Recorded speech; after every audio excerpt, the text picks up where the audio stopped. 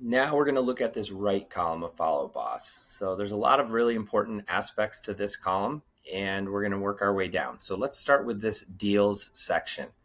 The deals section is very important as it does two purposes. One, it is speaking to Sisu, which we know is the platform where we build our business plan. And so it is going to allow you to track the amount of consults you're setting, meeting, and how many of those people are signing agency with you and how many of those people go under contract. The second purpose is that our transaction team uses Sisu to run the transaction workflows. And this is the section where we alert them that we've gone under contract, and it sends the smoke signal in the air and they jump in and do what they do incredibly well. So the deal stage, look at the little money bag and pat yourself on the back when you do a set a consult because you're that much closer to getting a paycheck. But that's the only time we really use deal stage is once a consult is in play. So all we would do, let's say we went out and met a lead, shown them a few homes, and we teed up next steps with them, and they agreed to do a consult with us. Awesome. Now we get to capture that. So we would create a deal, and we put just their name here, and they are a buyer, so we'd leave this to buyers. And yep, we have an appointment set. And again, this section, an appointment refers to a consult. Different than the section on the left where Zillow looks at an appointment as the first showing. The deal stage, an appointment is your consult. And you don't have to put anything else in beneath that. But we then go and create the deal, and now it's reflecting here. So the appointment is set. So let's say we go do our consult, and now we get to update this from appointment set to met. And we would go down and save it. And we get a credit for that in Sisu on that dashboard with all the dials as an appointment set and an appointment met. And let's say they signed agency with us, then we would go down here and click signed and save it. Once they go under contract and you find the right home, we now have to make a couple of changes here because we need our transaction team to jump in and run the transaction. So we now have the address in mind because we know the home that we're under contract on. So we would change this to that property address. So we'll just put a generic 123 Main Street, and we would change this from signed to pending, and we would go down here and save it. And that's it. And the TC jumps in. You will get an email that populates to you at that point in time with your transaction intake form where you'll put in all of the required info from the transaction team to get them the ball rolling and to get them off to the races with starting to send documents and gather all the things needed. So that is the deal stage. Remember, this really think of it as the consult section and your TC section of how they're going to help you get this transaction going into the finish line. Then we have the tasks button. I love when I see people using tasks. I think this is the best way to organize your database and ultimately make sure nobody slips through the cracks. So tasks are as simple as clicking the plus button and say follow up with Joe about open houses. You know, whatever generic, this is just for you, and it's a trigger to remind you to reach out to this lead. And then you can classify it if you want. You can just leave it as follow-up boss or follow-up and put a date and a time and then create your task. So if I put in tomorrow at 10 a.m., create task, now it's set. Once I do that, all I have to do is click here and it will go away. The cool thing is when every client you're working with has a task assigned to them, you know that you're on top of it. You also can use the section up here called tasks that will show you today's tasks that are due. It'll show you future tasks that are coming up, and it will also show you any overdue tasks. So I'm going to quickly show it to you here: overdue, today's, and future. So highly recommend having a task assigned for every single client at every point in time. And that can coincide with the Thrive communication standards of what cadence of communication you're on with them. If it's weekly, if it's bi-weekly, monthly, or daily.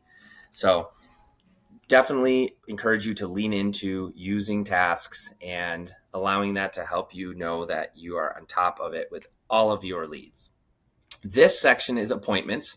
This is the section that will allow you to basically put an appointment on somebody's Google Calendar, AKA their phone calendar. And so we would title the appointment Showings with Dave from Thrive and our dates and time frame.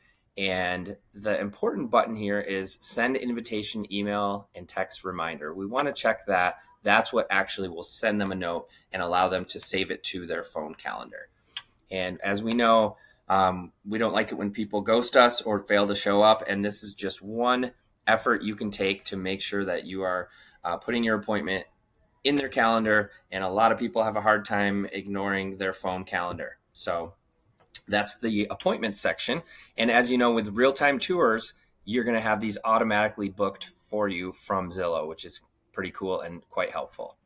Then we have the Zillow Home Loans widget or section. This will coincide with this lender field when it says transfer to ZHL, and you transfer that lead to have a conversation with your ZHL loan officer. That will kind of unlock this section and display what I call the Domino's Pizza Tracker of Zillow, and it will show you where your loan officer is at in contact with your client, whether they're attempting contact, evaluating finances, if they're pre-approved. It's a pretty cool insight and way to get behind the scenes with the progress that your lender is making with your client. And if you're ever seeing a gap where you transfer the lead to Zillow and it's sitting here in attempting contact, let that trigger you to jump back in and facilitate that connection. One of my best practices that I teach is to, every time you make the ZHL loan transfer, set a task to check the next day if they've made contact yet.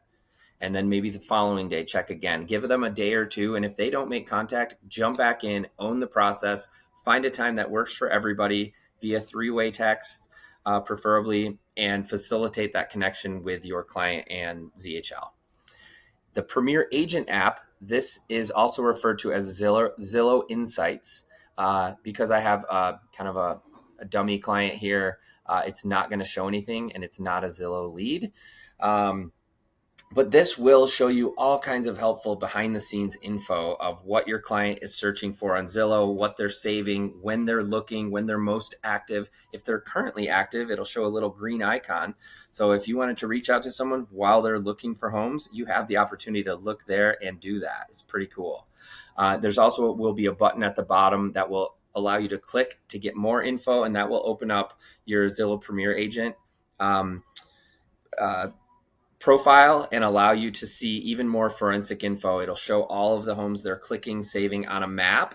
And it's nice sometimes to see, hey, I thought we were looking here in this area, but I'm seeing they're clicking on a lot of homes up here. Maybe I should check in and touch base with them and make sure we're on the same page. So that is our Premier Agent app.